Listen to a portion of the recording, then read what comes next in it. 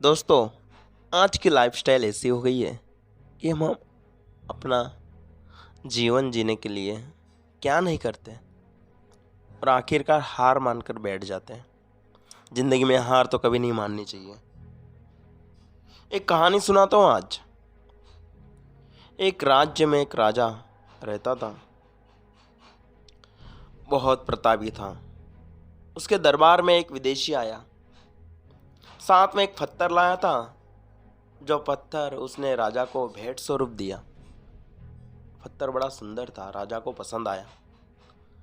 राजा ने उस पत्थर का भगवान विष्णु की मूर्ति बनाने के लिए महामंत्री को बुलाया और कहा, महामंत्री जी, इस पत्थर की भगवान विष्णु की मूर्ति बनाइए और अपने गांव में, अपने राज्य में स्थापित कीजिए, मंदिर बनाइए।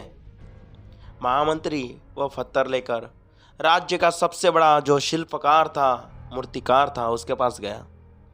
कहा, राजा का आदेश है, इस पत्थर से भगवान विष्णु की मूर्ति बनाइए और 7 दिन के अंदर इसे राज दरबार में लाइए।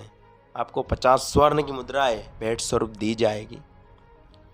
शिल्पकार मूर्तिकार खुश हो गया। उसने अपने औजार निकाले, हथौड़ा निकाला और पत्थर पर वार किए।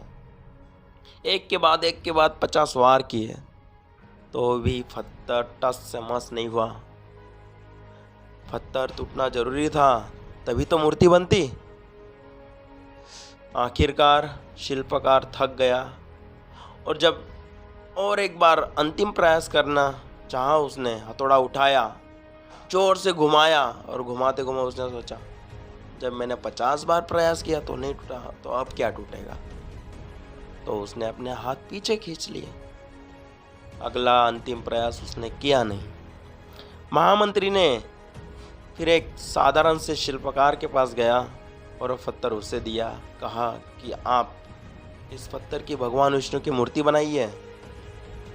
तभी एक साधारण से शिल्पकार ने अपना हथौड़ा उठाया और अपने पहले ही प्रयास में उस पत्थर को तोड़ दिया।